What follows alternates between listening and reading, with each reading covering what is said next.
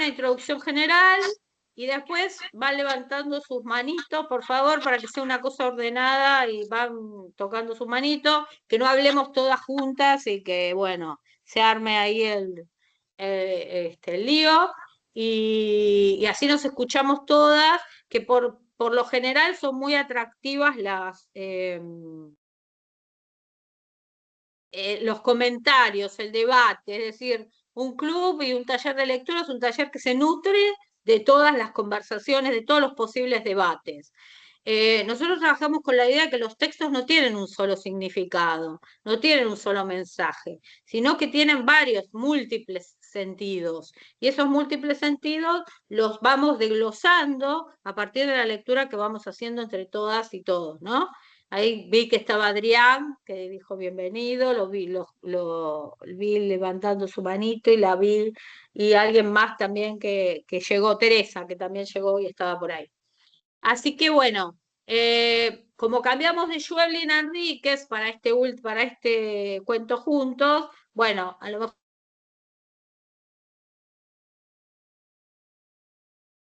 el jueves 22 vamos con todo eso. Mariana Enríquez es una escritora muy famosa en este momento y es una de las que hizo como la punta para empezar a trabajar lo que nosotros vamos a ver como el neogótico o el neofantástico. Tiene 2 libros de cuentos que a mí me parecen imperdibles, que es lo que más me gusta, son los más, no son los tan recientes, que son Las cosas que perdimos en el fuego, que es fin de curso, es el cuento que vamos a leer hoy de las cosas que perdimos en el fuego, y tiene otro libro también muy importante, que es Prohibido fumar en la cama. Esos dos que me parece que son los más significativos. Después vamos a hablar de lo más nuevo. Y hay alguna novela importantísima, que es Nuestra parte de la noche, que ganó un premio muy importante, que es el premio Ralde. El premio Ralde es uno de los premios más importantes de habla hispana, es un libro de 700 páginas, que ella lo ganó con mucha comodidad, seguramente es un libro también polémico, a algunos les gustará más y a otros no les gustará tanto, es decir, sin embargo se ha convertido en una líder de ventas y se ha convertido en una rockstar, digamos, tiene su club de fans, que la aman, y están quienes les gusta mucho y quienes no les gusta mucho. Pero ella toma, que las vamos a ver el jueves 22, ella recupera una tradición, sobre todo en mujeres, que en este país que no han sido como muy reconocidas. De hecho, nosotros estuvimos leyendo en el Club de Lectura, recuperamos a Sara Gallardo, que es una escritora maravillosa y que no ha sido como demasiado reconocida. Silvina Ocampo, que fue reconocida mucho después de su muerte, por su hermana, por su familia y por Borges, por Bioy Casares, que fue su marido. La clase que viene. Yo vengo de dar clase en la facultad, así que estoy con la clase que viene. El, el encuentro que viene vamos a leer La Casa de Azúcar de Silvina Ocampo en este ciclo, que no sé qué día cae de junio, eso no, vaya, ya llegará, pero no sé qué día pusimos de junio eso. Y hoy por eso vamos a leer este. Tiene el 7 de junio. Y 17 de junio. Y 7 de junio. 7. Sí, porque 7. después los otros dos son feriados. Y lo que tiene de interesante es que ella también retoma las pioneras, o a lo que yo llamo las pioneras, porque ella tiene un librito muy lindo, se llama La hermana menor, que es de editorial o sea, que habla sobre la vida de Silvina Ocampo. La retoma a Silvina Ocampo, la resignifica y ahora se ha hecho una de las autoras de culto de Silvina Ocampo, porque es una escritora extraordinaria. Nuevas que tienen tanta venta, Samantha Schweblin, Ariana Harwick, Mariana Enríquez, Leila Guerriero, Gainza, que también la vimos en el Club de Lectura, Camila Fabri, Selva Almada, todas estas nuevas autoras que ahora están vendiendo tanto, digamos, creo que una de las que hizo punta fue Mariana, porque fue una de las primeras que empezó desde los 21 años, que empezó, tiene un gusto, es muy fanática del rock, digamos, atrae un público más por ahí más joven y demás. Consideran que Silvina Ocampo es una de sus madres, digamos, literarias en algún punto. Entonces, está bueno también hacer un reconocimiento de los que son las pioneras en este momento. Y después vamos a hablar, yo quería después leerles algo de lo que estuve leyendo de Andrueto, de María Teresa Andrueto, sobre el tema de lo imaginario y de lo real, porque acá se da el tratamiento del fantástico. Y vamos a ver dónde aparece el fantástico en este cuento, vamos a ver qué es el fantástico y vamos a ver algunas cuestiones que están relacionadas con lo literario en este texto de Mariana Ríquez. Si quieren, primero hacemos la lectura del texto y después hacemos la pasada general, hablamos un poco del fantástico, de dónde aparece lo fantástico. Yo voy a dejar tirada la idea de el disparador de en qué lugar de este texto aparece lo fantástico, y por qué decimos que puede ser un cuento fantástico. Si no llega, si nos da el tiempo, la idea era leer fin de curso y el otro cuento que está después en Las cosas que perdimos con el fuego, que se llama Nada de carne sobre nosotras, que también da muchísima tela para cortar este cuento. Bueno, así que si les parece bien, y yo encuentro los anteojos de ver de cerca, cosa que sería una cosa maravillosa, porque acá tengo los de ver de lejos, pero no encuentro los de ver de cerca, que sería otra cosa importante. ¿Vos lo vas a poner el cuento, Cristian? Sí, ya lo voy compartiendo. ¿Lo vas compartiendo? ¿Lo tienen ustedes o lo comparten con nosotras? Ah, mira. Les voy a contar una intimidad. Estaba mi gatito, porque tengo 2 gatitos de 2 meses que están por aquí dando vueltas, y estaba mi gatito sobre mis anteojos. Entonces acá estoy luchando con eso, pero bueno. Bueno, ¿vamos con la lectura? Sí. Vamos. Ya está. Sí. Sí, ya está compartido. En espera, acá. Pero me parece que voy a tener que leer de acá porque está yendo y viniendo, Cristian. Bueno, yo igual que Bueno, está vamos a compartido leer, fin y de voy curso. avanzando. Vamos viendo.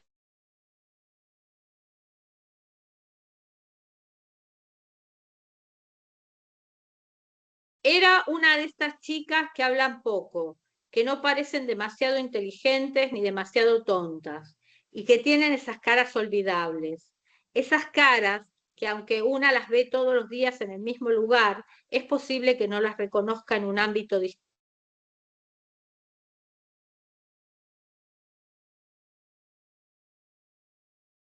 Adri, La ropa que usaba Adri, parecía ahora, elegida. Adri, perdón. Ahora sí se está cortando. ¿Para qué te voy a llevar el teléfono a ver si leemos desde ahí y no se corta? Dame un segundo, voy por allá.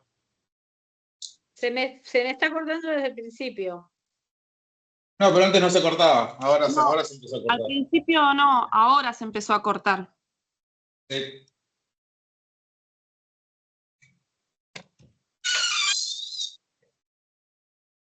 A ver, no será así. Vamos a cerrar. Ahí. Ah, eso te estoy tirando. Me está tirando todo eso, era lo que me tiraba antes. Claro, y sabes que no se cortaba. Acá tenemos abierto el micrófono.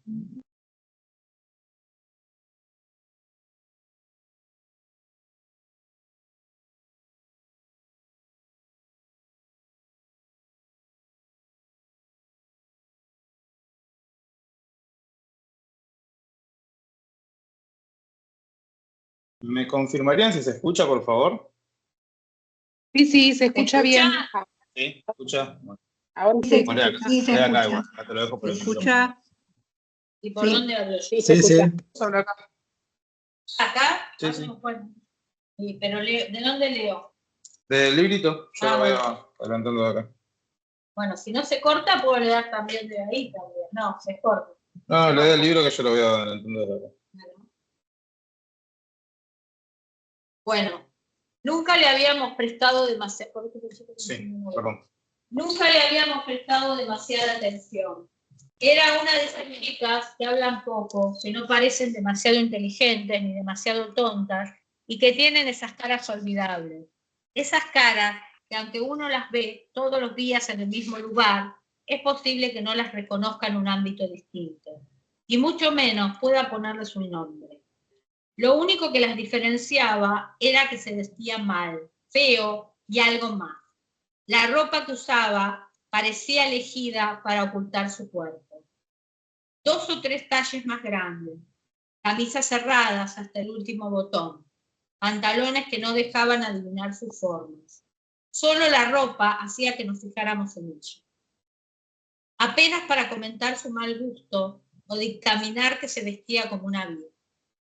Se llamaba Marcela. Podría haberse llamado Mónica, Laura, María José, Patricia, cualquiera de esos nombres intercambiables que suelen tener las chicas en las que nadie se fija. Era mala alumna, pero rara vez recibía la desaprobación de los profesores. Faltaba mucho, pero nadie comentaba su ausencia. No sabíamos si tenía plata, de qué trabajaban los padres, en qué barrio vivía. No nos importaba. Hasta que en la clase de historia alguien dio un pequeño grito asqueado. ¡Fue Guada! Parecía la voz de Guada, que además se sentaba cerca de ella. Mientras la profesora explicaba la batalla de Caseros, Marcela se arrancó las uñas de la mano izquierda, con los dientes, como si fueran uñas postizas. Los dedos sangraban, pero ella no demostraba ningún dolor. Algunas chicas vomitaron. La de historia llamó a la preceptora, que se llevó a Marcela. Faltó durante una semana y nadie nos explicó nada. Cuando volvió, había pasado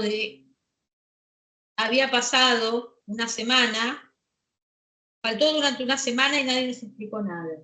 Cuando volvió, había pasado de chica ignorada a chica famosa. Algunas le tenían miedo, otras querían hacerse amiga de ella. Lo que había hecho era lo más extraño que nosotros hubiéramos visto. Algunos padres querían llamar a una reunión para tratar el caso, porque no estaban seguros de que fuera recomendable que nosotros siguiéramos en contacto con una chica desequilibrada. Pero lo arreglamos de otra manera. Faltaba poco para que se terminara el año, para que termináramos la secundaria. Los padres de Marcela aseguraron que ella se pondría bien, que tomaba medicación, hacía terapia, que estaba contenida.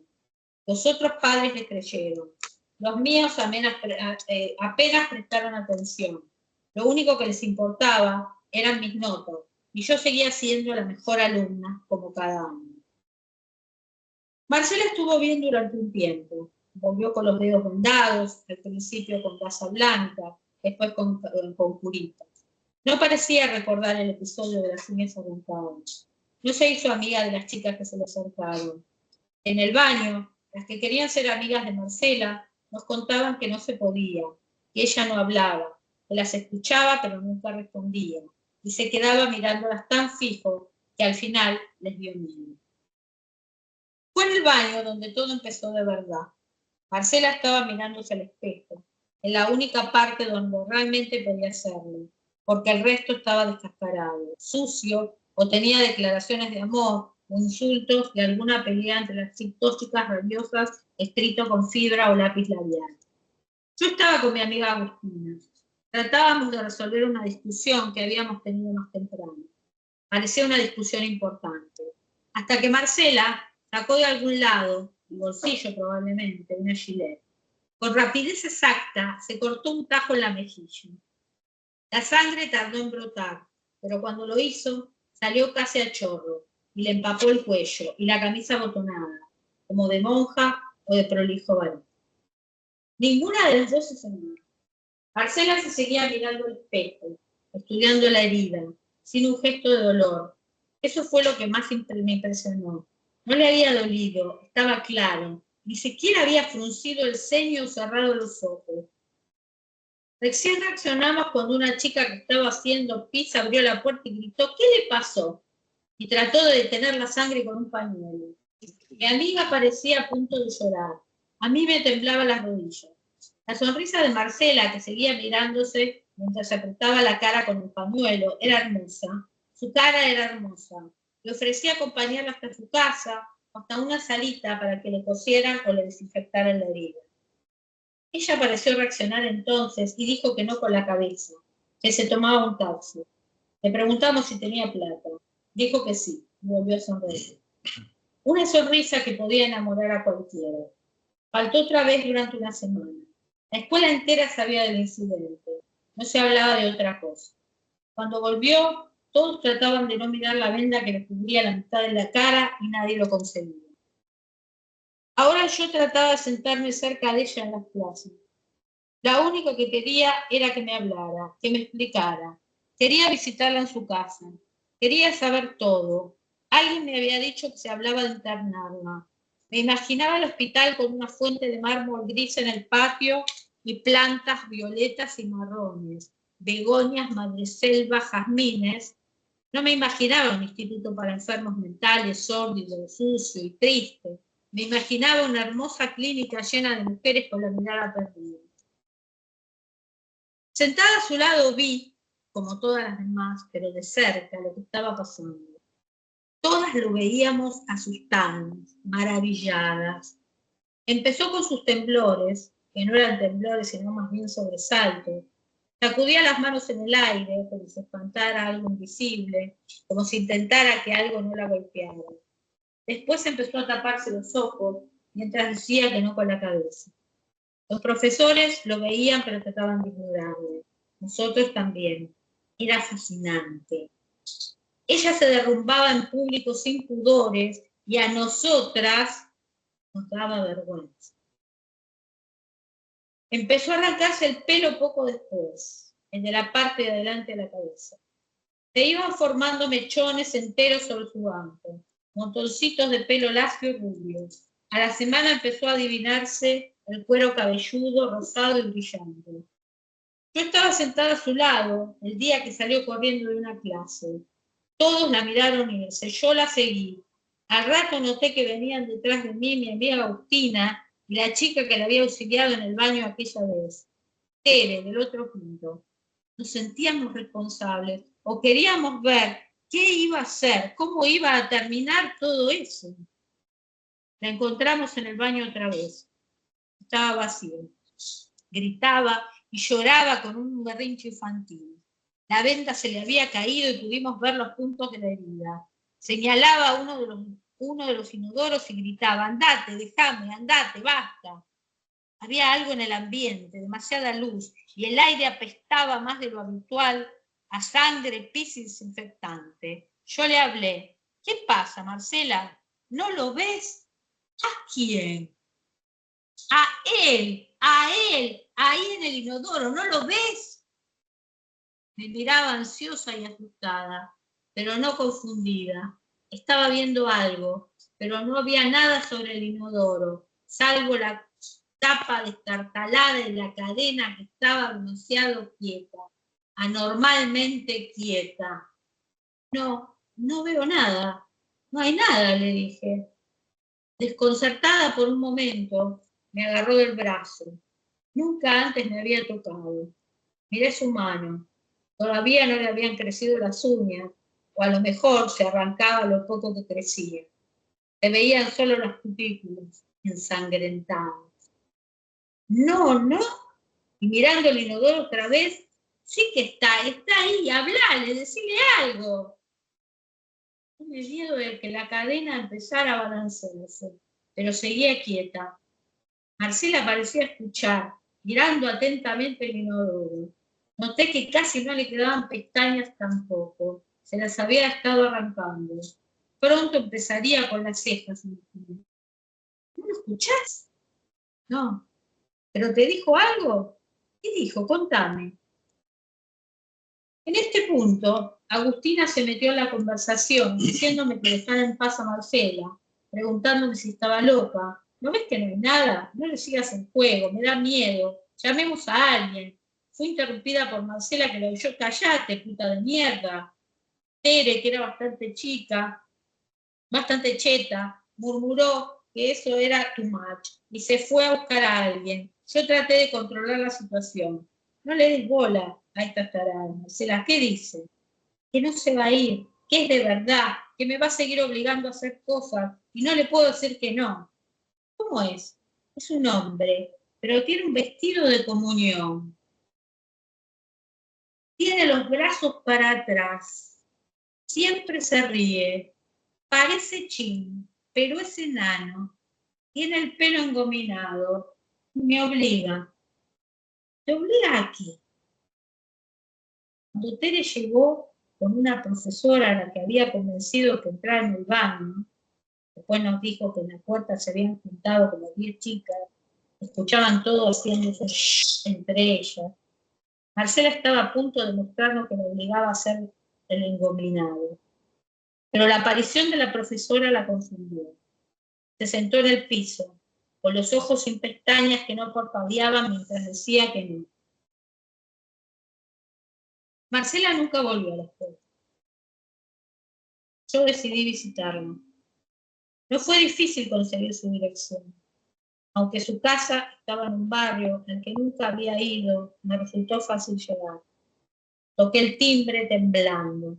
En el colectivo había preparado la explicación de mi visita que iba a darles a sus padres, pero ahora me parecía estúpida, ridícula, forzada. Me quedé muda cuando Marcela abrió la puerta, no solamente por la sorpresa de que ella atendiera el timbre, la había imaginado en cama, drogada, sino también porque se la veía muy distinta, con una gorra de lana que le cubría la cabeza, seguro ya casi pelada, un jean y un pullover de tamaño normal. Salvo por las pestañas que no habían crecido, parecía una chica sana, común.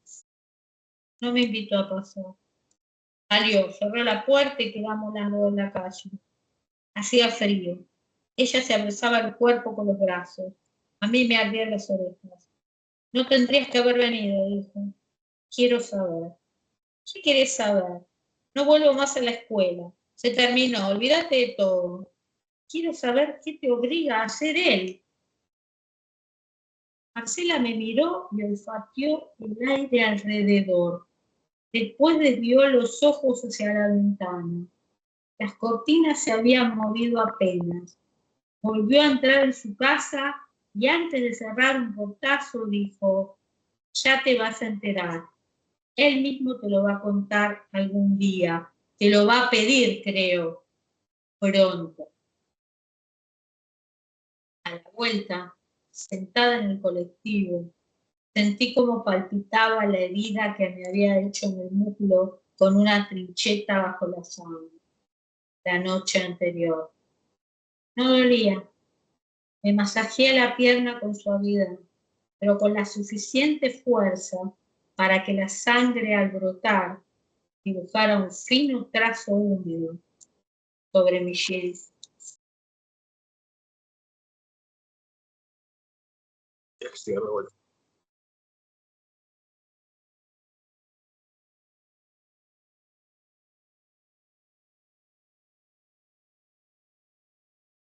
Bueno, ¿puedo hablar? ¿Se escuchó? ¿Se escuchó bien? ¿Se cortó? Sí, sí. Bueno. Sí, perfecto. Bueno, es un cuento muy duro, ¿no? Es un cuento muy duro, es un cuento que tiene que ver con un tema relacionado con la salud mental, que tiene que ver con una explicación lógica o tiene que ver con un elemento fantástico que aparece dentro de la situación real. Nosotros vamos a pensar y a hablar un poquito de qué es lo fantástico. Lo fantástico, dicen algunos teóricos, como Todorov o como Barrenechea, que lo fantástico tiene que ver con la irrupción de un elemento no convencional, un elemento hilarante, un elemento distinto a una situación cotidiana. Acá hay una situación cotidiana, permanente. Hay un grupo de chicas en una escuela y dentro de ese grupo de chicas de la escuela aparece la otra, la distinta, la que tiene otras características diferentes al resto del grupo. ¿Qué se hace con la otra? ¿Qué se hace con la distinta? ¿Qué se hace con la que no es lo que son todas las demás? En primer lugar, se la rechaza. Esa es la primera parte, digamos, acá de la cuestión. Se la rechaza.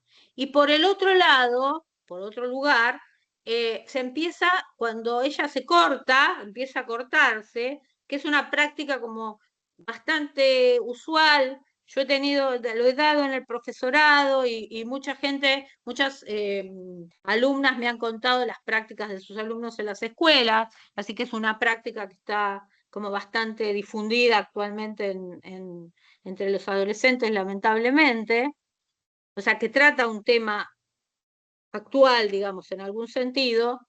Marcela es un personaje, la extrañeza del personaje, ¿no? Y ese personaje irrumpe, y hay una sola que la sigue, y hay una sola que no le cree, y esa es la narradora. Esa narradora que tiene padres que lo único que le importa es que a ella le vaya bien en la escuela. Una narradora que se fascina frente a un mundo extraño, frente a un mundo distinto, frente a un mundo desconocido, frente a un mundo que ella no conoce.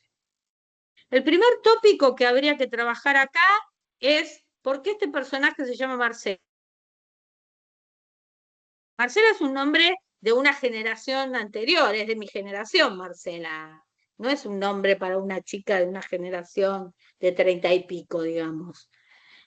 Podría haber sido cualquiera, era una cualquiera que lleva actos del elemento, de lo fantástico, a un grado tal, a un punto tal, que irrumpe en el elemento fantástico. Hay un libro muy interesante de Julio Cortázar, que es el Manual de las Clases de Literatura, que lo dan en una universidad, donde él habla de qué es lo fantástico y cómo escribió Casa Tomada, que es un libro, que es un cuento muy famoso de Cortázar. Cortázar escribe el cuento y dice que, bueno, lo tomó como un sueño, pero estos hermanos que están en esta casa va irrumpiendo el elemento de lo fantástico a través de determinados golpes que van apareciendo atrás en la casa, y estos golpes que van apareciendo de alguna manera, estos reaccionan de manera natural y después terminan, bueno, todos conocemos, terminan arrojando, creo que lo trabajamos varias veces acá en el taller Casa Tomada. Fue uno de los, primero porque es uno de mis cuentos preferidos y además porque, bueno, ya lo hemos trabajado cuando trabajamos Cortázar y donde lo fuimos visto. Cuando la narradora se corta a sí misma, primero me parece el personaje de Lel, ¿no? ¿Qué es lo que le pasa a Marcela? ¿Está psiquiátrica o realmente existe un personaje, él, un extraño, un enano, un hombre vestido de comunión, que es el que de alguna manera, que tiene las manos hacia atrás, que está engominado y que le obliga a hacer determinadas cosas, que le obliga a sacarse la pestaña, que le obliga a cortarse, o irrumpe, y que después le va a obligar a hacer cosas, que le obliga a hacer cosas a ella. Ese hombre que le obliga a hacer cosas a ella, el cuento pareciera que termina, tiene un final, es un cuento realista hasta determinado punto. En los últimos 5 líneas, el cuento se vuelve un cuento fantástico. ¿Y por qué diríamos que se vuelve un cuento fantástico? Después ustedes me van a comentar si les parece que lo que yo estoy diciendo coinciden o no coinciden con lo que yo estoy diciendo. Pero porque en el elemento de cuando estamos viendo que la chica está loca, que se fue de la escuela y que la otra la va a seguir, pero que en algún punto se tiene que ir, el cuento da un giro inesperado. Y la que termina cortándose, ¿quién es la que termina cortándose? La narradora. Y esa narradora que termina cortándose, a su vez, empieza a sentir lo que el otro le dijo. Y ella le advierte, porque Marcela ya le había advertido que le iba a pasar lo mismo. Es decir, que hay una naturalidad y una fascinación del personaje por saber qué es lo que le está pasando a Marcela en todo ese proceso de cortarse, en ese proceso donde la sangre tiene un rol protagónico, en el otro es la carne, es la bulimia, es la anorexia, es decir, tiene un rol protagónico y es tan importante. El fantástico de alguna manera irrumpe. En esa irrupción del fantástico irrumpiendo, en esa irrupción es donde se da la aparición de lo fantástico. Y esa irrupción se da en una situación que supuestamente se considera una situación del mundo real, porque hasta ese momento lo único que podemos pensar es que Marcela está loca. Tiene una explicación lógica. ¿Es lógico? Yo les pregunto a ustedes. ¿Es lógico que la narradora termine cortándose hacia el final del cuento? ¿Es un elemento sobrenatural que aparece que el fantástico y después no tenga explicación? ¿O tiene una explicación real? ¿No? Como si la narradora pudiera darse otra explicación psicológica que estaba tan loca como ella. ¿Irrumpe lo fantástico? ¿O es un cuento realista o algo de que se cree la narradora? Yo tengo una opinión sobre esto. Yo quiero escuchar a ver qué les parece a ustedes este cuento, cómo lo tomaron, qué les pasó. He tenido gente que lo tomó muy mal, ha tenido gente que lo empezó a ver como una pieza literaria importante. He tenido gente que ha hecho interpretaciones de tipo de lo fantástico, hay gente que no ha visto lo fantástico dentro de este cuento, como en otros cuentos de Mariana que son como más fuerte el elemento de lo fantástico. Así que yo a este grupo de hoy les pregunto a ustedes qué es lo que les pasó y qué es lo que opinan con respecto a este final en los que a mí me parece que el cuento da un giro inesperado, ¿no? Por todo cómo lo va llevando hasta que de golpe hace un giro inesperado y cambia de actitud. A ver si después no me equivoco, porque después me retan porque me equivoco con los números. 1, a ver, Lelia, ¿cómo estás? Hola, buenas tardes a todas. ¿Cómo Entré estás, tarde. Lelia? Bien, bien. Un día precioso en Córdoba. ¿Me escuchan bien? ¿Sí? ¿Se Bien, bien, escucha? sí, sí. Sí, se Bueno, escucha. bueno, tratando de contestar algunas de tus preguntas, Adriana, muy interesantes, quiero decir lo que me pasó a mí en lo subjetivo y después tratando de objetivar un poco. Me pareció muy perturbador el cuento, muy perturbador, porque esta adolescente que se automutila, porque se está mutilando, ¿cierto? Se autoviolenta, es lo que a mí más me perturbó. Bueno, lo primero que pensé es que enferma psiquiátricamente. Yo no soy psiquiatra, pero bueno, por ahí la esquizofrenia, este desdoble de realidad, ¿no? Lo que ella vive en la escuela y este otro ser que la visita le ordena que se mutile. Y hacia el final vi claramente, a mí me gustó mucho Todorov cuando lo leí hace muchos años, lo estudiamos. Vi claramente la irrupción de lo fantástico en un mundo real o posible, ¿no? Está ella. Y al irrumpir lo fantástico, lo que produce es un desconcierto y la resolución, me parece recordar, y queda a cargo del lector. ¿Vos creés que eso pudo haber sido posible? Yo en lo personal creo que no hay una explicación lógica, porque nunca lo tiene. Cuando irrumpe lo fantástico, irrumpe y quiebra la realidad. Y ahí vos te vas para un lado o para el otro.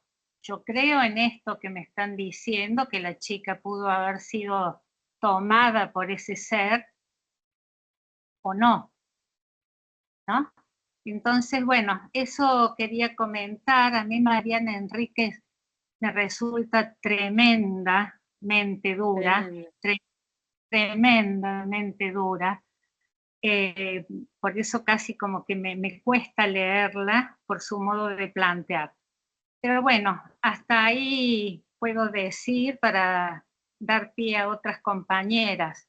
Pero lo fantástico que empieza a vislumbrarse cuando la chica dice que está en el inodoro, y cómo es ese ser vestido de comunión, ahí empieza como a vislumbrarse alguito. Yo veo una pequeña luz ahí, ¿no? Una pequeña pista.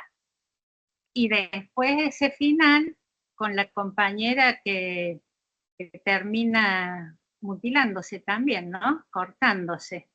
Bueno, eso, lo fantástico se presenta claramente en esas últimas líneas y ahí rompe.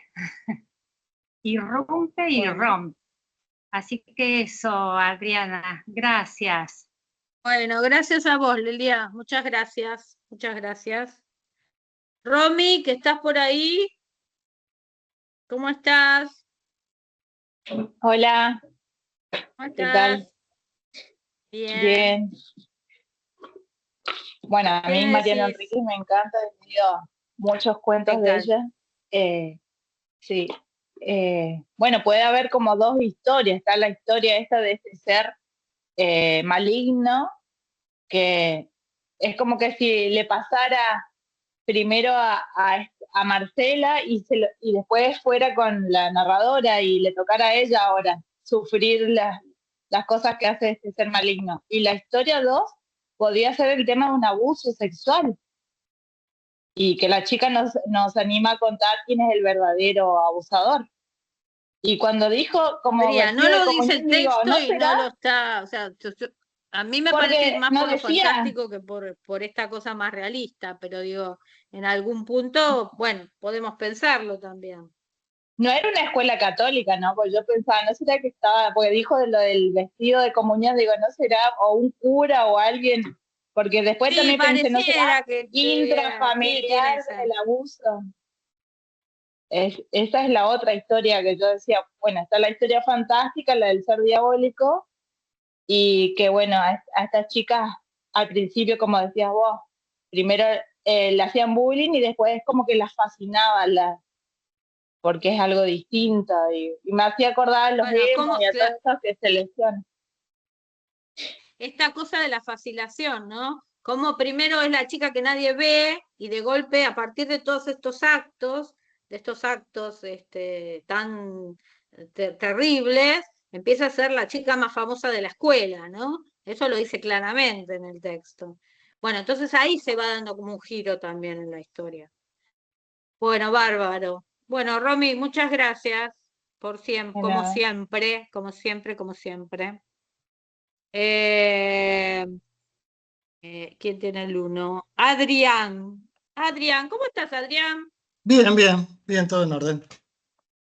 Yo lo que ¿Habías veo, empezado este año? ¿Habías empezado con nosotras o no? O hice la algunos, primera. sí, hice algunos, pero tuve muchos problemas de conexión.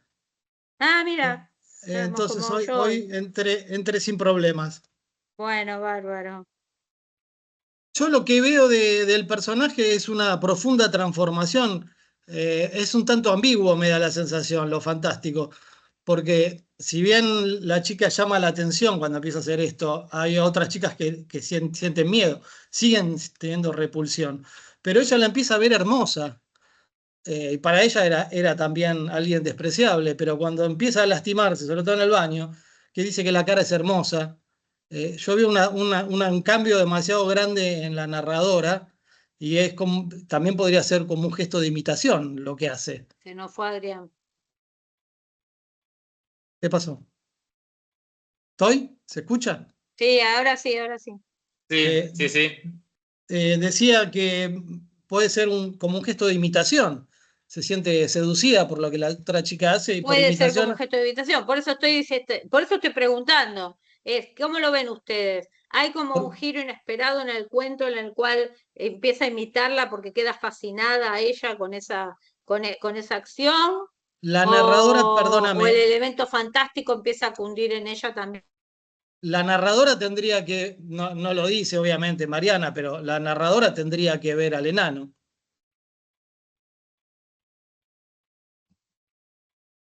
¿Qué pasó? Se murió todo acá. No sé, la veo a Adriana Ahí se le colgó. congelada. Se escucha, se Se le colgó escucha. a Adri ahí. Ahí está. Se le colgó a Adri ahí volvió. Es el gato que la congela, mira. Es el gatito que me coge. Ahí está. Bueno, gracias, Adrián. Gracias. No, por nada. Gracias. Mayra, ¿cómo estás, Mayra? Bien, muy bien, muy bien a todos. Bueno, coincido con la mayoría en cuanto a los aportes de lo fantástico. En este cuento, si bien lo que me llamó mucho la atención y que me dejó pensando, como si esto fuese una crítica, ¿no? En algunas partes también hacia los adultos. En cuanto a la manera de abordar este problema mental en cuanto a en los adolescentes y en los niños. Hay una parte donde, en una de las crisis dentro del baño, donde una de las chicas tuvo que ir a pedir ayuda a una profesora y dijo que tuvo que convencerla para que ingrese al baño, ¿no? Como para que le crea o como para que intervenga y que ayude. Bueno, entonces yo lo veo como eso y también el imaginario social que se tiene de las personas que tienen problemas mentales, porque también se describe en una parte donde ella pensaba que la iba a encontrar a Marcela acostada en la cama, drogada y con la mirada perdida. Así que bueno, eso me quedó resonando ahí como para seguir trabajándolo, pensarlo, informarse un poco más también sobre eso.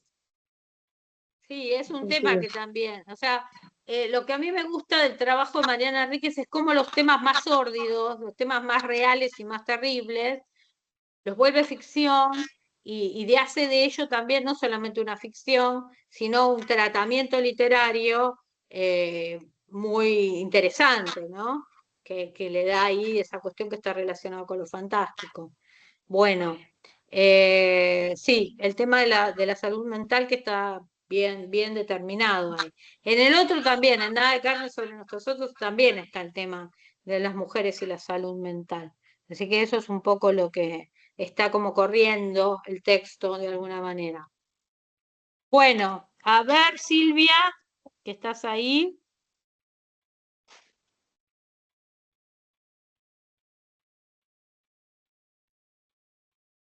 Hola, ese gatito me puede, ese gatito me puede. Me Se puede. llama Gael. Tengo el otro que se llama Antonio. Bueno, sí, yo también estuve en dos aguas. Ya parto del título, fin de curso. Esta palabra fin es la finalización de algo, ¿no? Vamos a ver cómo continúa. Al principio comienza claramente, Sí. se explica todo, tiene una secuencia real, cosas que hemos visto, nos enteramos, o la vivimos con alumnas, alumnos, en fin. Pero a mí hay cosas que me llaman la atención que no sé si es el mismo sujeto. Si Marcela no es como el alter ego de la narradora, porque dice al comienzo, los dedos sangraban. Bueno, la crueldad y lo cruenta que es porque te lo tira así como un baldazo de agua, Mariana, esas imágenes que creo que todas hicimos gestos terribles, ¿no? Ella te lo larga así, como voy a cortar flores al jardín. Cuando dice, los dedos sangraban, pero ella no demostraba ningún dolor. En otra parte del texto dice, Eso fue lo que más me impresionó. No le había dolido. Estaba claro, ni siquiera había fruncido el ceño o cerrado los ojos. Y después en el remate dice, me masajeé la pierna con suavidad, pero con la suficiente fuerza para que la sangre al brotar dibujara un fino trazo en el jean. Que se lastimó con una trincheta, además la palabra trincheta, bajo las sábanas, en un lugar íntimo, privado, que es la cama. Y acá, dice, acá es donde todo empezó en el baño, que es un espacio privado también, por lo menos donde no hay otros, ¿no? Por lo general, no se hace un ritual en grupo, tengo entendido. Yo las llamo autoflagelación, a mí me salió esa palabra, y de pronto, que comparto con Romina, esto vestido de comunión, con los brazos hacia atrás, es la imagen de un cura, cuando van caminando, que llevan las manos atrás. Bueno, a mí se me trabó. Asocié algo de eso como algo que le ha sucedido en su historia, algún episodio de violencia que le generó culpa, y quizás esto es una forma de, no sé, me tiene, y lo fantástico, por lo menos el elemento extraño es cuando le dice, ¿no ves que está ahí en el inodoro? Ahí ya ahí sale, digamos, de lo que veníamos con la cabeza armada, que era una secuencia real, con lógica, y de pronto aparece esto que tiene que ver con la locura es la fantasía, ver cosas que no están, ¿no?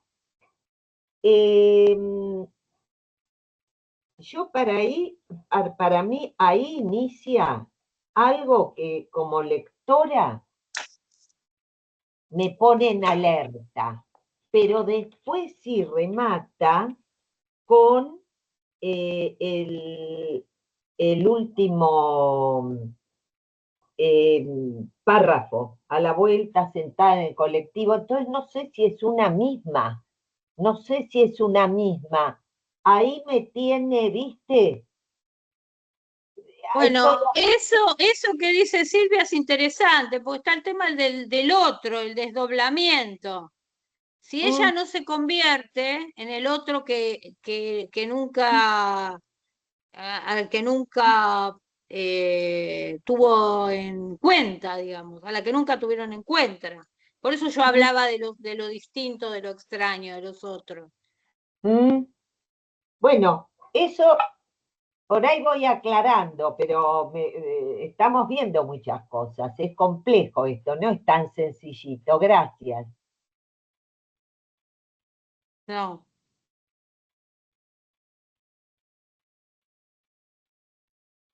A ver, Cristian, si vos podés seguir. Bueno, sigo un poco. Igual había unas manos levantadas, Adri. ¿Le damos la palabra?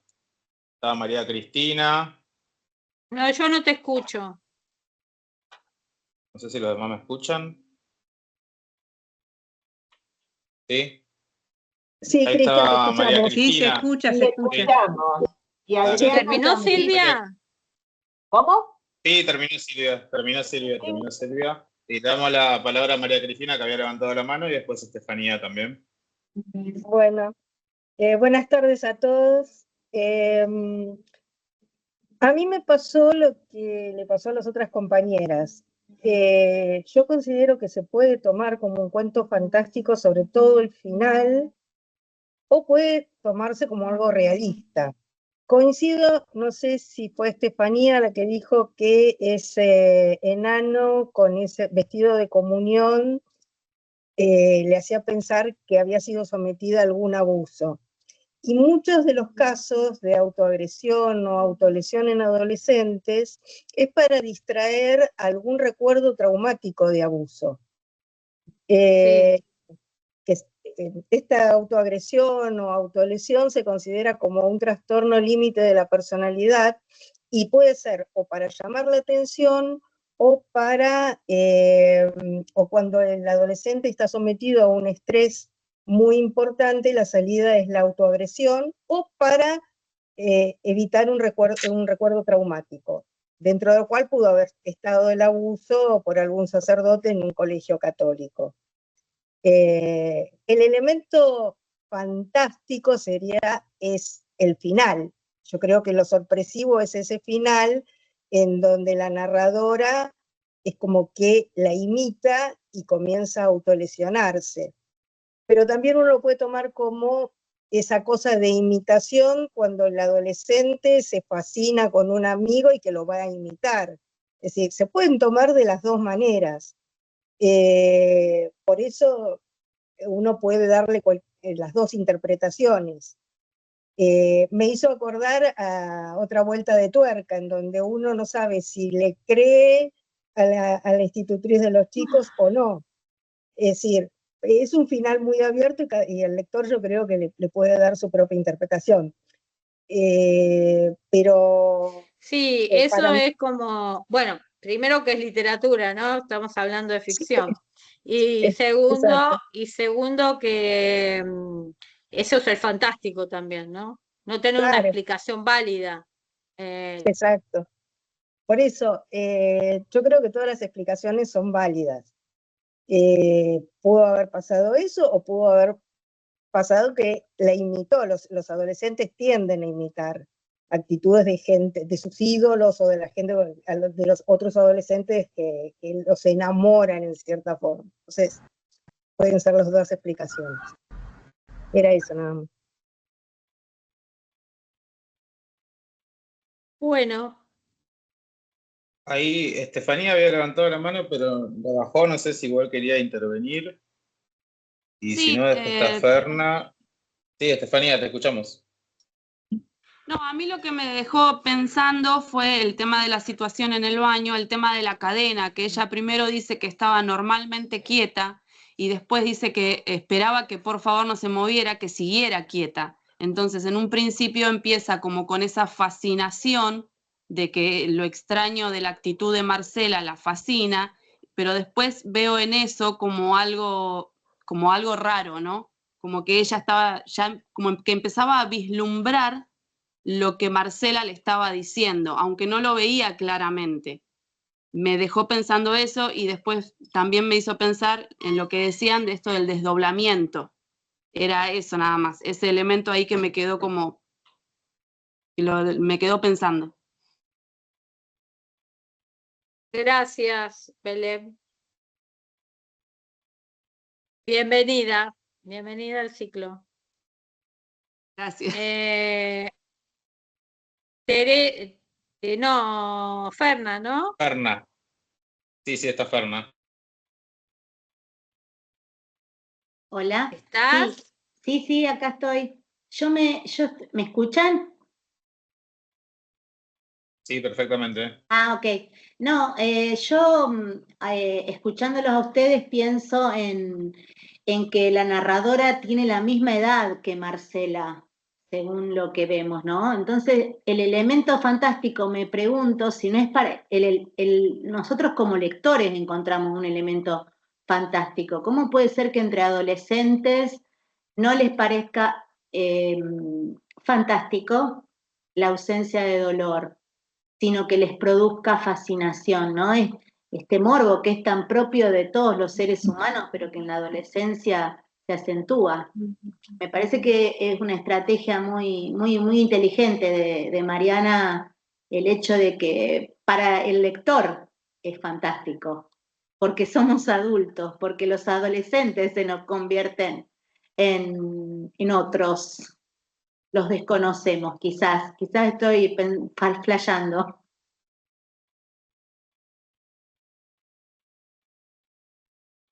Siempre se juega algo como entre lo real y lo extraño, digamos, ¿no? hay un juego permanente entre eso. Y María Teresa Andrueto en El arte de narrar habla de esa relación que hay entre que uno no escribe desde su propia vida siempre, porque todo se ficcionaliza, pero al mismo tiempo esa ficcionalización tiene que ver con que estamos escribiendo literatura en algún punto, ¿no? Entonces, esa vida se vuelve ficción, una ficción que permite abrir otros mundos y penetrar en un universo que por lo menos yo desconozco y la mayoría creo que también lo desconoce, digamos. Entonces está esa idea del otro que está todo el tiempo dando vueltas hacia el final del cuento. ¿Quién es Marcela? ¿Quién es Marcela y quién es la narradora? ¿Quiénes son ellas? ¿Son el doble de una de la otra en algún punto ahí? Eso podría llegar a ser, podría pensarse, como el tema del otro, como otro, la otra dentro del mismo texto. Teresa, ¿cómo estás?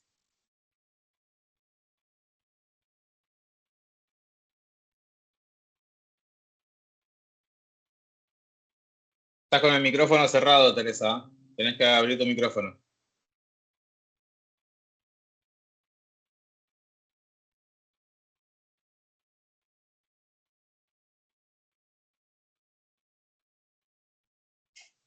Ahí tenés que tener un microfonito tachado en algún lado en la pantalla. Arriba, seguramente. Sí, sí. Ahí estás, ahí Ahí. estás, ahí estás. Ahí. Bueno, para mí Mariana Enríquez es perturbadora, la admiro como escritora, pero no es que me guste demasiado sus textos, o sea que es provocadora, me cuesta leerla, pero bueno, pienso que es una gran escritora. Y estaba pensando todo lo interesante que dijeron las compañeras. Esta muchacha, Marcela, era ignorada por sus compañeros.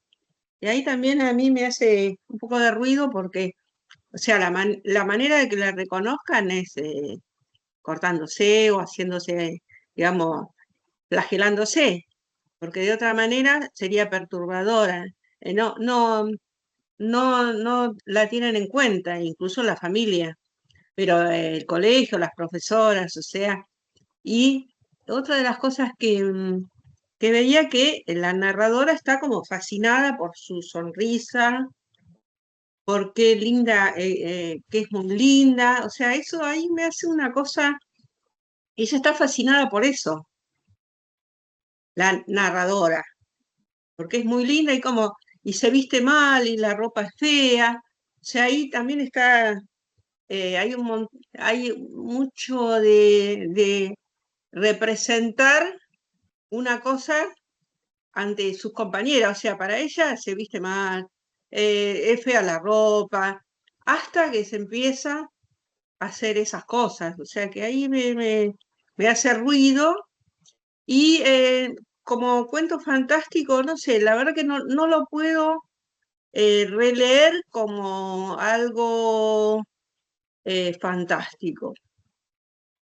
Para mí son alucinaciones, llamar la atención y hay, por supuesto, la autodestrucción, pero lo veo como algo de ficción, porque realmente, por docentes que lo cuentan, hay una realidad con él. Pero quiero sacarlo de contexto, digamos, de la realidad, que a veces es más dura que la ficción, porque pasa en las escuelas, pero lo quiero llevar al campo de la ficción porque me duele menos, digamos. Una gran escritora, pero que es muy provocadora en mí. Pero bueno, me gustó el cuento. Nada más, gracias.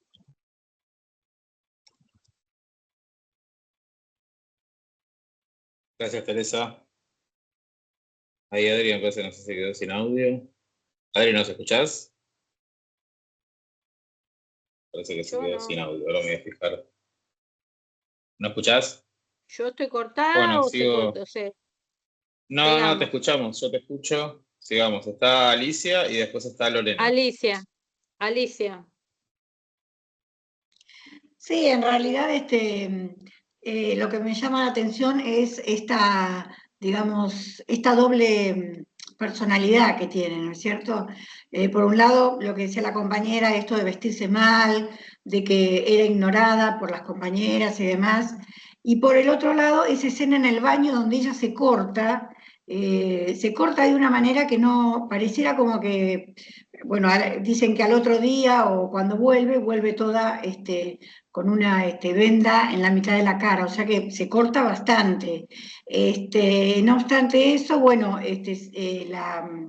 la narradora lo que comenta es que tenía una cara de sonrisa, una alegría terrible, o sea, como que tenía como una relación con la sangre, con las lastimaduras, con las agresiones, muy real, ¿no? Yo realmente no entiendo bien lo de ficción, me parece que lo que podía haber visto, qué sé yo, sí, a un posible abusador, y al final esto que la compañera, digamos, imita esta acción de ella de autoflagelarse, podría haberse evitado, me parece, con la interrupción o la asistencia de profesionales en la escuela, por ejemplo, ¿no? O sea, dicen que toda la escuela de lo único que hablaba era de ella, sin embargo nunca fue citada ni ella, ni la familia, ni nadie. Se dice que la madre comenta que tenía terapia y demás, pero bueno, eso es lo que me llamó la atención. Bueno, acá ella toca un tema, discúlpame, vos tocas un tema que es bastante frecuente en los textos de Mariana Enríquez, que es la incapacidad de los adultos para tomar relaciones de adultos, digo, ¿no? Y está siempre, está en casi todos los textos. Estas adolescentes que pueden hacer todo lo que hacen o que están trastornadas, digamos, en algún sentido, porque no hay adultos capaces de enfrentar situaciones conflictivas ni situaciones dramáticas. Hay padres que solo le importan que a la chica le vaya bien en la escuela. Sí, eso no le sí. importa todo el resto de su vida psicológica. Y eso está como, no es en este cuento solo. Si ustedes leen los otros cuentos, en el que viene después, y los cuentos anteriores y demás, van a ver, y esto lo trabajó Cristian en el tema de las adolescentes de Mariana, que lo había trabajado Cristian en su tesis final en la licenciatura, siempre está los adultos desaparecidos, digamos, o adultos que no se preocupan por esas adolescentes que están en estado de trastorno, digamos, o que viven en un estado de angustia permanente, que no saben de qué manera canalizarla. Entonces, por eso aparecen estas adolescentes extrañas en algún punto, porque no tienen adultos contenedores que no pueden, que no aparecen. Hay a estas adolescentes porque no hay adultos, porque no hay acompañantes, porque están solas. Sí, en una escuela de provincia donde yo trabajé siempre en gabinete, ya intervendría, digamos, la inspectora de psicología y con una intervención bastante fuerte, ¿no es cierto?, por este peligro de que haya quienes se contagien con esto, ¿no? O sea, la tomen como un ídolo, en lugar de distanciarse y darse cuenta de que es lo normal de lo que no es normal, ¿no es cierto? Mientras que una de las chicas ya la imaginaba como dentro de un hospital. Entonces decía, bueno, imagino que sería de esta manera, de la otra. Es decir, ellas ya sabían que algo de psiquiátrico tenía, pero bueno, eso había que ponerle palabras y había que, ver qué pasaba en su familia también, ¿no? Bueno, nada más. Gracias. Bueno, gracias Alicia, gracias. Y bienvenida a nuestros encuentros otra vez. Muchas gracias, sí. Lorena, hola Lorena, ¿cómo estás? Hola, muy bien, buenas tardes a todos. Mucho de Mariana Enríquez no conocía y me pareció un cuento muy explícito, muy fuerte. Y también lo que me llamó la atención acerca del nombre, como decías Adriana, ¿por qué se llama Marcela? Y los ejemplos que la narradora da, ¿no? También al querer decir los posibles nombres que se podría llamar, pero no, se llama Marcela. Y con respecto a lo que vienen hablando acerca de lo fantástico, yo lo interpreté por ese lado y y no solamente en las últimas líneas. A mí también me pareció, como decía Belén, que en el episodio del baño, cuando ella vio algo raro en la cadena, ahí la narradora se empezó como a interesar más acerca de este ser que atormentaba a Marcela, ¿no? Y también me llamó la atención en la parte final, cuando la va a visitar a la casa, y como que Marcela dijo, pronto vas a tener como las novedades de este personaje y te vas a enterar lo que me obliga a hacer. Y que de hecho ya lo venía haciendo, entonces ahí ya también como que me pareció que va por el lado de lo fantástico, no por otro lado quizás. Bueno, eso solamente. Bueno, muchas gracias. ¿Quién estaba? ¿Gloria? Ah, ¿O me hola, falta sí. alguien? Buenas noches. Hola, ¿cómo estás? Bien, aquí estoy escuchando un poco la sorpresa con lo que es un cuento. Para mí, Mariana Enríquez está dentro de los cuentos de terror más que del fantástico. O sea, acá no sé si se llama anomia. Ahora vamos a verlo, esto cuando de no la hay diferencia reglas, entre el terror y el fantástico. ¿cuáles son las reglas? ¿Por qué decís que es de cuento de terror y no es cuento fantástico? Y porque son todas situaciones posibles de existir, no son situaciones fantásticas. O sea, que un adolescente se automutile es una posibilidad, no es una fantasía. Y esto es, por ejemplo, que bueno, que lo que llama la atención es que la chica logró llamar la atención. O sea, la que no llamaba la atención hizo algo para llamar la atención. Y desde ese momento es que le interesa a la narradora, a la otra compañera, a la compañera. Si no, no le interesaba. Entonces se empieza a identificar con ella y empieza a ver, bueno, ¿qué es lo que hizo para llamar la atención? Entonces esta va en camino de imitarla, ¿no? Entonces para mí es todo como una crítica a las normas escolares, a la cuestión de la educación de los adolescentes, de la atención o no que se les brinda a los adolescentes, un poco que va por ese lado el cuento, pero el recurso para mí es el recurrir a hechos como de terror, de impacto, no tanto, no importa fantástico en sí, sino que bueno, que es algo que va a llamar la atención. ¿Cómo es una persona que se arranca las uñas? Yo ni me lo puedo imaginar que se pueda arrancar a alguien las uñas así brevemente en un minuto, o sea, eso sería un aspecto que por ahí, bueno, no es tan realista, ¿no? Pero en sí toda la situación y lo que es la educación de los adolescentes, las reglas de una escuela, el interés o desinterés de los padres, todo eso me parece que es dentro de la realidad. Eso sí. ¿Y por qué decís que es de terror? ¿De terror como género, decís vos? Y de terror como género. Que tiene ese recurso impresionante a que una automutilación es algo que me va a impresionar en el momento en que yo llego a ese párrafo, a ese pasaje donde va a describir algo que me impresiona, me provoca una reacción, ¿no? Una reacción, una impresión negativa que yo diría, no, ay, pobre chica, no lo hubiera hecho. Pero bueno, es como eso. O que la otra, siguiendo toda esta secuencia de llamar la atención, termina imitando a la amiga, ¿no? Con la que se terminó identificando. Como que es una forma de, bueno, ahora sí con esto llamamos la atención.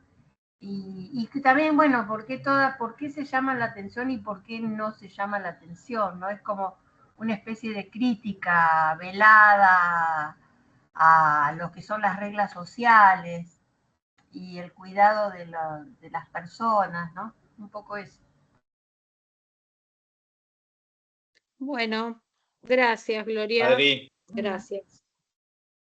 Adri, estaba en el chat, está Cristina Cicercia, no sé si Cristina podés abrir tu micrófono, porque ella quería levantar la mano, pero no le funcionaba. No, que quiere participar. En el chat habló hace un ratito. Sí, acá estoy. Ahí está. Bueno. ¿Y me escuchan? Sí. Sí, buenas tardes. esta es mi segunda aparición. En la anterior estuve con Hola. el cuento de Sara Gallardo, que ya había leído. Muy interesante. Bueno, sobre este cuento a mí me gusta mucho, Mariana Enríquez, y me inclino más por el tema de la falta de atención de los adultos hacia los adolescentes. Creo que por eso se emparentan tanto los adolescentes con esta escritora, con Mariana, porque de alguna manera es la voz de ellos, la indiferencia del adulto, de los padres, la vorágine de a ver cómo tener más dinero, cómo me va en el trabajo, y no preocuparse por el adolescente que se cría solo prácticamente.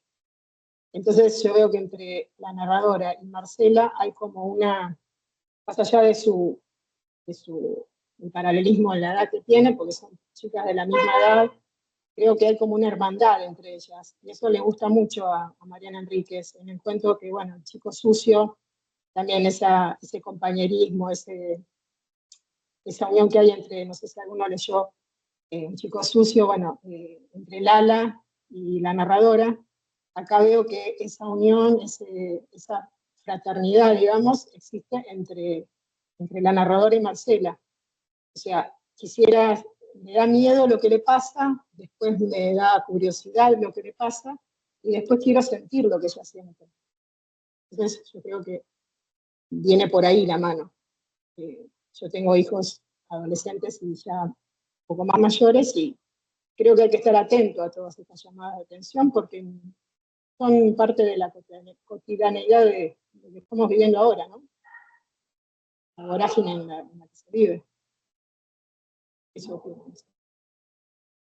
Bueno, yo concuerdo en esta apreciación de Cristina, porque en los otros cuentos también está la cuestión de la hermandad, o la cuestión de querer parecerse a la otra, o la querer de la sororidad, digamos, entre las adolescentes, digamos, un punto. Y se ve mucho de los cuentos de Mariana Enríquez, ¿no? Esto de querer ser como la otra, pensar como la otra, en esta cosa de la hermandad entre las mujeres. Ni hablar de, bueno, de las cosas que perdimos con el fuego, que es el cuento final, que a las más impresionables no se los recomiendo, pero es un cuento potente, duro, muy duro y muy novedoso o extraño para determinadas situaciones, para esta época o este determinado tiempo, digamos, en algún sentido. Pero sí, una de las características, digo, vamos como buscando tópicos, ¿no? Es la otra la que la extraña y querer ser como ella, es la sorora, o sea, o la hermana, la que va haciendo lazos y quiere sentir lo mismo, es realmente la que aparece en algún punto como la extraña y empieza a llamar esa fascinación y piensa que va a encontrar la atención de la misma manera que lo hace Marcela haciendo todos estos actos. Digamos, son todas posibilidades. Esto es lo maravilloso que tiene el cuento. Digo, cómo deja abiertas todas estas posibilidades para que los lectores busquen distintos efectos de sentido. Es decir, no estamos buscando un efecto único, no estamos buscando un solo mensaje, sino que estamos tratando de limitar, estamos tratando de debatir, a ver cómo nos encontró, qué posibilidades tiene este cuento de interpretación. Cristian, ¿vos qué opinás al respecto de este cuento? Bueno, se dijeron un montón de cosas. A mí me gusta pensar, este cuento me gusta mucho, uno de los que quizás más me gusta de Mariana Enríquez, porque me parece que también, digamos, como que tiene una especie de truco narrativo, si se quiere, que me gusta, que es que parece que es un cuento sobre Marcela y en realidad es un cuento sobre la narradora.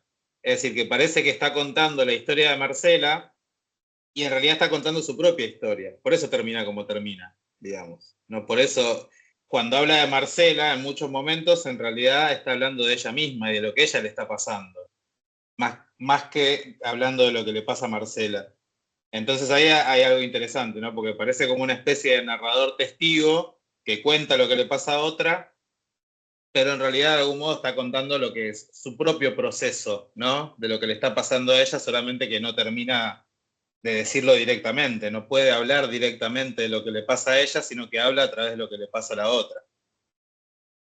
Y después también me gusta pensar como Mariana Enríquez como una autora donde una de las cosas que, como una de sus, como decía Adri, ¿no? De sus tópicos, es esta cuestión de como, es una narradora como un poco de las grietas, si se quiere, de las antinomias, de las separaciones, ¿no? Ya lo dijeron bastante, pero aparece en muchos de sus relatos esta cuestión de que entre el mundo adulto y el mundo adolescente hay un abismo de incomunicación. Son mundos distintos que no se comunican uno con el otro. Nunca. Siempre el mundo de las adolescentes, además, lo decían recién, es un mundo en buena medida mediado por lo grupal, por lo colectivo. De hecho, en el relato aparece una primera persona plural al comienzo, ¿no? Ella habla como con la voz, como una especie de voz colectiva de lo que todas pensaban sobre Marcela. Después ella se diferencia y se separa de esa voz colectiva y empieza a hablar más en primera persona. Y ahí es un poco donde está empezando a contar su propia historia, si se quiere, ¿no? De lo que le pasó, tal vez a partir de lo que Marcela le sucedió. Después hay algo que yo discutiría de lo que dijeron, también pensando un poco en el fantástico en todo caso, pero eso de llamar la atención, no sé, no me parece Marcela una chica que quiera llamar la atención, me parece que en el relato lo que construyen, en principio es una chica que está perturbada mentalmente, ¿no? Tiene una perturbación mental. En principio podríamos pensarlo desde ese lugar. Y si no aceptamos el componente fantástico, una chica que alucina, ¿no? Que tiene una alucinación de este hombrecito bastante extraño, bastante grotesco, ¿no? Ahí también Enríquez, hay que pensar, Enríquez también tiene muchas veces como un sentido del humor un poco oscuro, ¿no?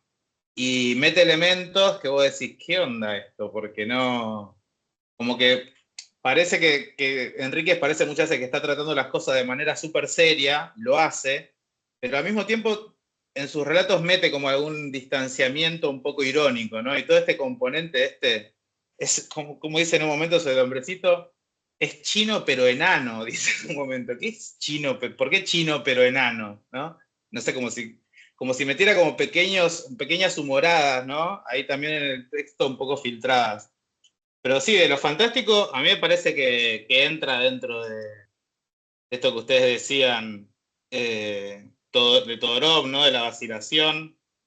Hay en ese último momento, a mí me gusta mucho esa imagen de la cortina que se mueve, ¿no? Esa cortina que se mueve ahí en la casa de Marcela, que es muy parecida a esa cadena del baño, ¿no? Que estaba normalmente quieta y que parecía que en algún momento se iba a mover. Ahí hay como una especie de alusión a la presencia de algo, ¿no? Que nos permite pensar en esta presencia de lo fantástico, del contagio, de ese ser que parecería que quizás también le está hablando a la narradora, pero no lo sabemos. Y al mismo tiempo nos permite pensar en simplemente una cuestión de estas perturbaciones, de una cuestión de una perturbación mental y una explicación puramente realista, ¿no? Que no necesariamente tiene que apelar al elemento sobrenatural. Entonces podemos vacilar ahí y no terminamos de decidir si es una cosa o la otra. Parece que eso es muy bueno como lo construye Enríquez en este cuento. Pero bueno, veo varias manos levantadas ahí. Todorov habla de perdón que te diga, ¿no? Esta cuestión del cuento maravilloso, que es el cuento donde todos los elementos son extraños, y a mí se me corta igual. El cuento fantástico, que es donde aparece lo vacilante dentro del cuento, y el cuento que tiene una explicación psicológica en algún punto. Y este cuento podría dar vueltas entre varias de estas cuestiones, ¿no? ¿Es un cuento fantástico? ¿Es un cuento donde tiene una explicación racional o un cuento extraño? Lo llama Todorov, que a su vez lo toma Cortázar en el manual de...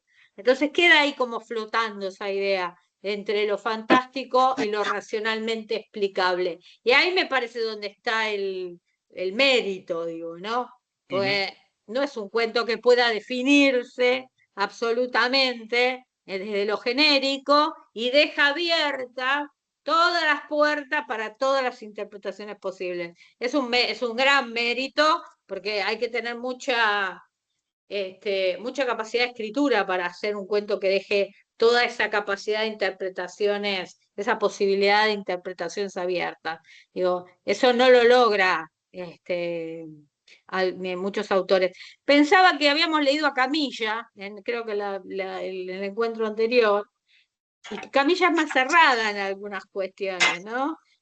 Cuando la mujer dice, bueno, hizo todo perfecto el desayuno, que eso lo vamos a leer, creo que a Camilla nos toca no, para el otro mes. Y después va, enciende el horno y mete la cabeza y nosotros sabemos que termina ahí, ¿no? Como que se suicida después de haber hecho el desayuno perfecto. Bueno, esto no pasa en los cuentos de Mariana. Mariana deja abierto el campo para ver, bueno, estamos trabajando con un cuento fantástico, estamos trabajando con un cuento extraño, estamos trabajando con un cuento del desdoblamiento, estamos trabajando con un cuento de la sororidad, estamos trabajando con un cuento donde se cuenta la misma vida de uno a partir del personaje de otro, y después reaparece ese yo en la última parte. Digo, esto hay que tener mucha cintura, digo, de escritura para poder hacerlo. Bueno, ahí hablan de la profundidad de... ¿Sabes qué pensaba en esto que vos decís? Que eso... Bueno, a ver, Ale... No, ¿quién está hablando? No, yo estaba hablando nada, simplemente para decir que es un mecanismo que aparece, esta cuestión de la apertura que vos decís y de la vacilación que deja abierto la cuestión de si es un elemento sobrenatural o no, lo que sucede en el final es como algo sobre lo que Mariana Enríquez vuelve en varios de sus relatos, digamos, no solamente en este, o sea, que vemos ahí como un procedimiento recurrente que lo usa para distintos fines, ¿no? Depende, sí. Pero sí, Ale había levantado la mano, Ale, te escuchamos. Sí, justamente yo estaba pensando, justamente lo que ustedes más o menos acaban de decir recién. Cuando yo leí el cuento, a mí me remitió, en cuanto a las teorías de Todorov, me remitió al corazón del Ator. Esa locura, ¿no es cierto?, del personaje que hace que haya una explicación lógica, con lo cual el cuento se transforma en extraño, según la teoría de Todorov, o sea, ni fantástico ni maravilloso, extraño. A mí esta chica me parece que presenta un desorden mental, más allá del que pueda haber o no una violación, más allá del significado de ese personaje vestido de comunión. Yo creo que ella tiene una alteración mental y que el cuento, si yo lo tuviera que ubicar, lo ubicaría en un cuento extraño, es decir, aquel cuento que para el elemento sobrenatural presentado encuentra una explicación lógica. Entonces ahí desaparece lo fantástico y aparece lo extraño. Eso es lo que yo vi, porque a mí por el tema de la locura me hizo recordar el corazón del Ator. El corazón del Ator. Que se planteaba esta locura del personaje, y bueno, desde el principio me pareció, pero bueno, también era Ale, explica, te vamos a decir que nos expliques para la gente que no sabe, que está muy bien la comparación que vos haces y la que hace todo, lo que dice Todorov de los cuentos de explicación lógica, que es el corazón del Ator de Poe, para quien no lo conoce, así las chicas tienen una idea. Básicamente, el corazón del Ator es un cuento en el cual el protagonista mata, digamos, a un viejo cuyo ojo, a un viejo con el cual él vivía, cuyo ojo lo impresiona, ¿no? El protagonista decía que este viejo tenía un ojo impresionante, un ojo enorme, lo espiaba por las noches en la habitación, generaba todo un terror la descripción que daba acerca de esta relación entre estos personajes, hasta que finalmente lo mata al viejo y lo entierra ahí abajo de unas maderas en su casa. Entonces viene la policía, lo empiezan a interrogar y él empieza a latirle el corazón de una manera como si tuviera un ataque de pánico, hasta que confiesa, lo delató su propio estado de locura. El tipo había perdido la cabeza porque lleva a matar a este hombre. Y él mismo es quien se mandó al frente. Más o menos básicamente en estas líneas. Entonces, todo lo que parecía una cuestión fantástica, al encontrar esta explicación lógica en la locura de ese personaje que lo llevó al crimen, se transforma de aparentemente fantástico, como muchos de los cuentos de Poe, en un cuento extraño. Yo se los conté así básicamente rápido, ¿no? Pasa más largo el cuento. No es tan largo tampoco porque es un cuento breve. Pero bueno, a mí me había quedado claro, me acuerdo, con ese cuento cuando vimos la teoría de lo fantástico, lo extraño y lo maravilloso. Esta cuestión. Que son las teorías de Todorov, digamos, sobre eso. Después, Todorov es uno de los críticos más importantes que habla sobre la teoría del fantástico, digamos que lo que se utiliza para analizar el fantástico. Tiene algunos otros, en la Argentina, otra teórica que trabajó el tema de lo fantástico es Ana María Barrenechea. Y a veces cuando vamos a analizar lo fantástico, trabajamos lo de Todorov y trabajamos lo Barrenechea, que toma la teoría de Todorov, hace algunos cambios, digamos, pero en realidad en síntesis es la misma teoría. Y después, claramente, está el gran escritor fantástico argentino, que es Julio Cortázar. Y después volvemos al tema de lo fantástico en Cortázar, en este libro que yo les recomiendo muy especialmente, que es, se llama Manual de Literatura, Clases de Literatura, que es unas conferencias que Cortázar da en una universidad en Estados Unidos, y ahí habla especialmente del tema de lo fantástico, porque él es como... Hay una contradicción, digamos, también en Cortázar, que también es tomada por estas nuevas autoras que trabajan neogótico, el neofantástico, se las llama las escritoras del neofantástico, ¿no? De volver a trabajar. Y es extraño porque no hay mujeres como trabajando en el neofantástico, no había mujeres, hasta Mariana Enríquez o hasta Samantha Schweblin, trabajando el fantástico en la Argentina.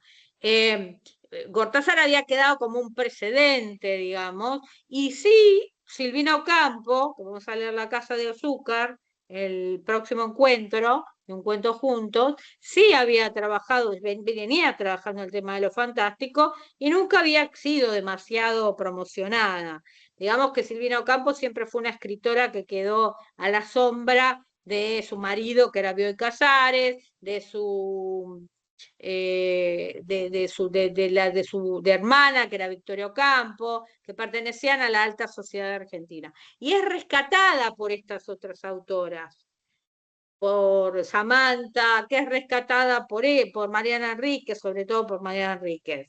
Y que le empiezan a dar otro lugar específico dentro de lo que tiene que ver con el panteón de las grandes pioneras de la literatura argentina, en cierto sentido, de las mujeres, porque Cortázar, si queremos hablar de lo fantástico en la Argentina, siempre tenemos que hablar de prácticamente Cortázar, ¿no? Y además porque Cortázar también fue muy criticado, y ahora esto no pasa, o no le pasó a Mariana Enríquez. Cortázar fue muy criticado en su época por ese tipo de escritura, sobre todo porque en su etapa posterior él toma una postura que está relacionada más con el realismo marxista o con el realismo de izquierda, y su literatura sigue siendo una literatura fantástica. Entonces es cómo encontrar, y muchos lo critican porque no encuentran lo político, ¿no?, en esa escritura fantástica supuestamente que él escribe.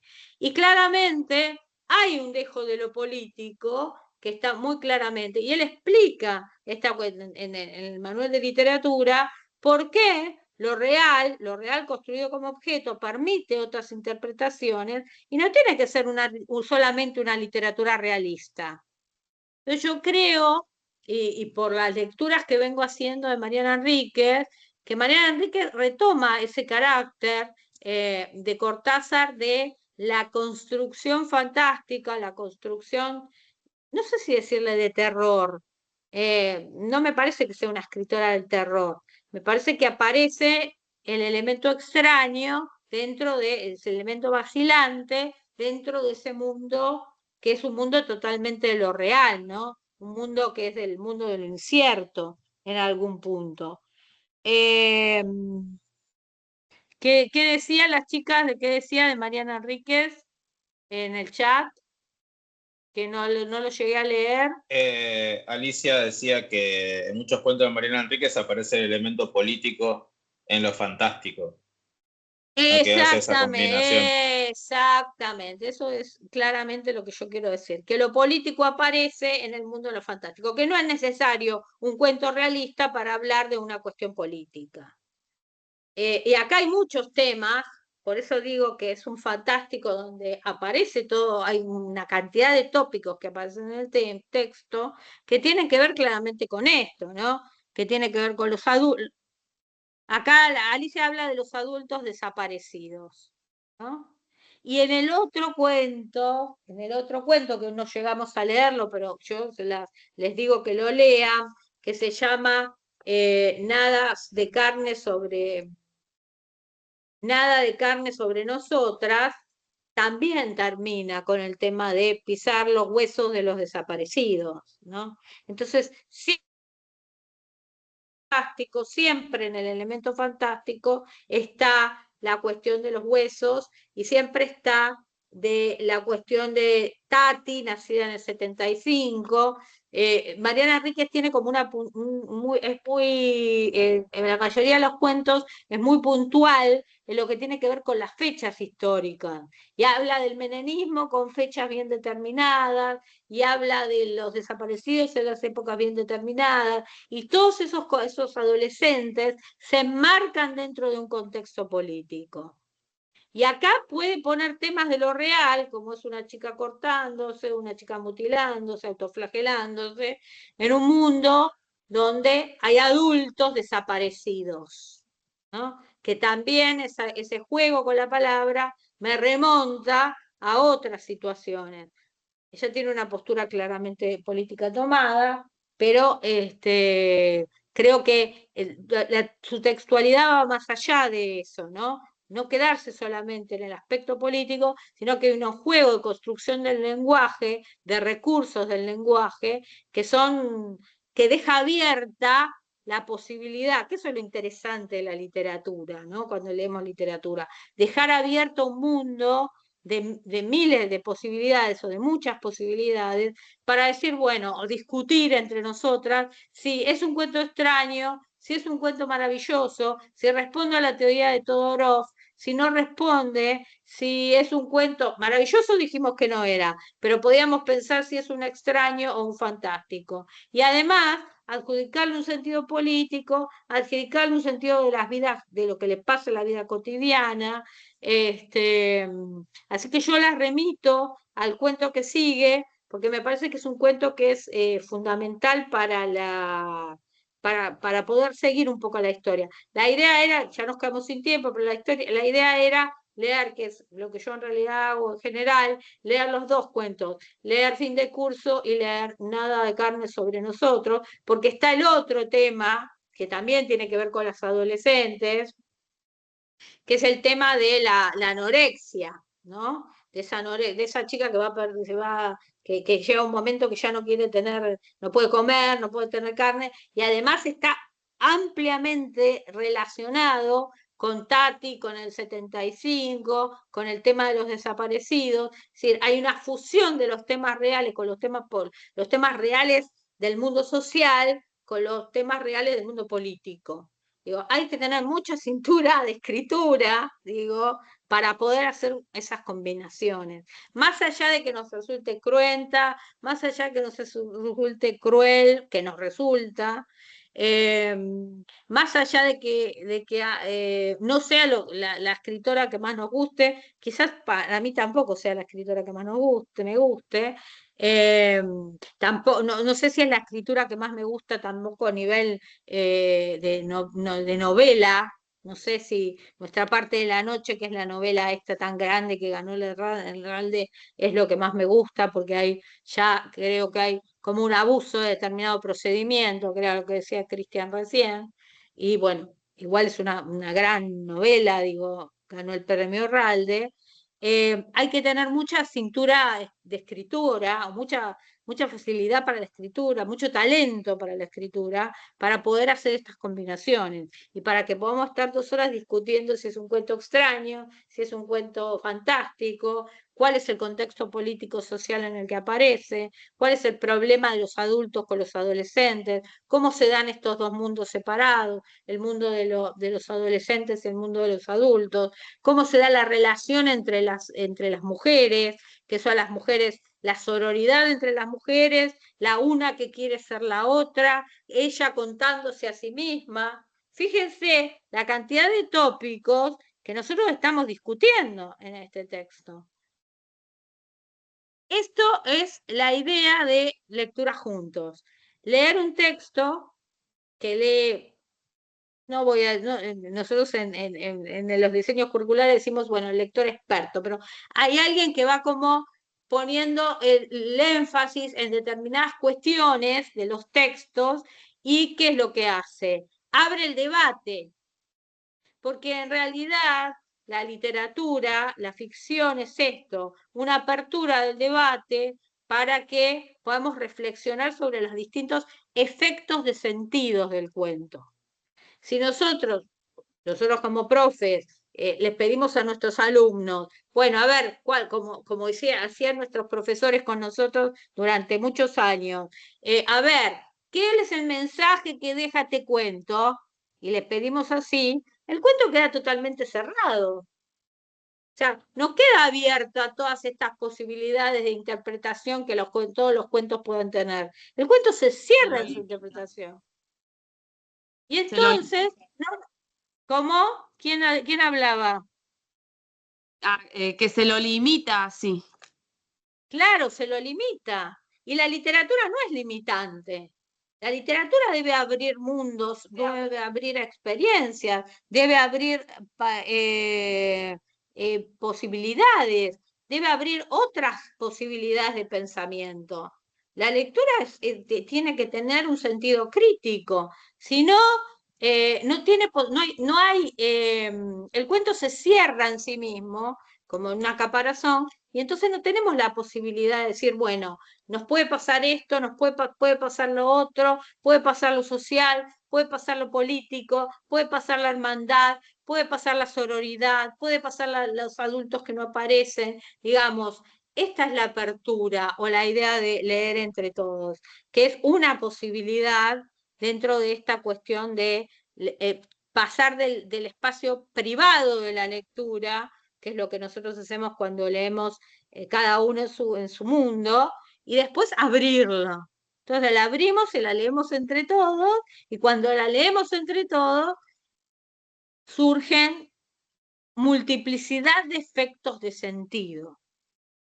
Y esa es un poco la idea de compartir y hacer de un espacio de lectura, que es un espacio íntimo, abrir un campo que sería un campo compartido y público de la lectura. Bueno, no sé si se entiende un poco como qué es lo que buscamos un poco en la intencionalidad de estos encuentros, con distintas modalidades, porque ahora lo leemos. Para los otros encuentros les pedimos que ya traigan la novela leída, o los cuentos o los relatos leídos, y no los leemos, sino que los vamos ya directamente, los vamos comentando y los vamos analizando. Pero bueno, la idea es esto, es una apertura para que pasar algo que ya hace mucho tiempo que se viene haciendo, pero digo como que ahora está teóricamente más sustentado, que es pasar de un campo privado, íntimo de la lectura, al espacio público de la lectura. O sea, que la lectura pueda ser compartida, debatida, y que se logre esa multiplicidad de efectos de sentido. No sé si es más o menos claro cuál es la intencionalidad, y me parece que este cuento tira todas esas posibilidades, digo, ¿no? Entonces podemos pensar en todas estas posibilidades sin censurar ninguna de ellas. Siempre dentro de los límites del cuento, porque los cuentos no tienen una semiosis, y la semiosis ilimitada, como decía Humberto Eco. Hay un lugar donde se cierra, digamos, pero hay muchas posibilidades que tiene. Entonces, si nosotros podemos leer esto a través de muchas posibilidades, está bien lo que dice Alicia y es lo que yo pienso. La lectura deja de ser un acto solitario y empieza a ser un acto compartido. Y esta es la función de los mediadores. O sea, esto es lo que intentamos hacer cuando hacemos un taller, cuando hacemos un club de lectura, cuando hacemos esto que nosotros pensábamos, y no, pero cuando yo la escucho a Silvia que dice alguna cosa, digo, yo no lo había pensado así, lo puedo ampliar o decirlo de otra manera, ¿no? Lo puedo pensar desde otro lugar. Así que me parece que eso es lo interesante que tiene el compartir, pasar del espacio privado a pasar de un espacio público.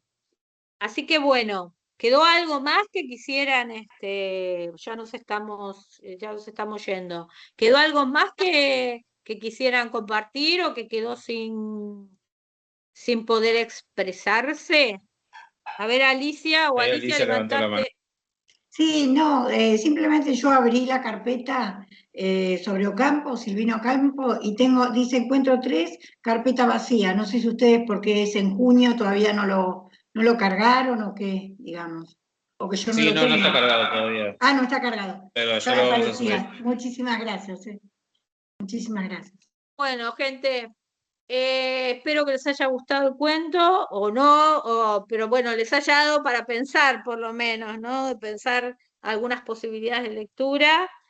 El próximo encuentro que tenemos, bueno, ahora los espero el 22 con Schweblin, que es jueves. No sé quiénes pueden venir, quiénes no pueden venir. Los que no se anotaron se pueden anotar, y ya ese material ya está mandado, así que eso lo pueden hacer. Y el 31 en el Club de Lectura, sábado, con Gorodischer, que vamos ahí a la carga, es un cuento, es una serie de relatos más largos. Así que también los estamos esperando. Nosotros vamos a volver en el cuento juntos el 7 de junio, y en el 7 de junio vamos a leer a Alejandra Camilla, que es una autora que ya la leímos el otro día, pero que nos había quedado ahí. El 7 de junio vamos a leer La Casa de Azúcar de Silvina Ocampo. Ya habíamos leído a Camilla, ahora vamos a leer La Casa de Azúcar de Silvina Ocampo. Así que bueno, estén al tanto nosotros vamos mandando, estamos siempre en permanente, cualquier cosa, pregunta, cualquier cosa nos mandan mail, estamos siempre a disposición. Así que bueno, las estoy esperando. Vamos a empezar este jueves a ver qué pasa con este ciclo de la lectura de los jueves. Así que los esperamos para este nuevo ciclo. Y si no, el sábado 31, que vamos con Angélica Gorodischer. Sí. Bueno, les mando un beso muy grande. Cristian también saluda por allí. Se me hizo difícil hoy la conexión, pero bueno, acá estamos resistiendo en la resistencia. Bueno, chicas, muchas gracias por estar. Gracias. Gracias por haber venido. Muchas gracias por todo. Hasta luego, Nos estamos viendo. Buen fin de. Hasta luego. Buen fin de.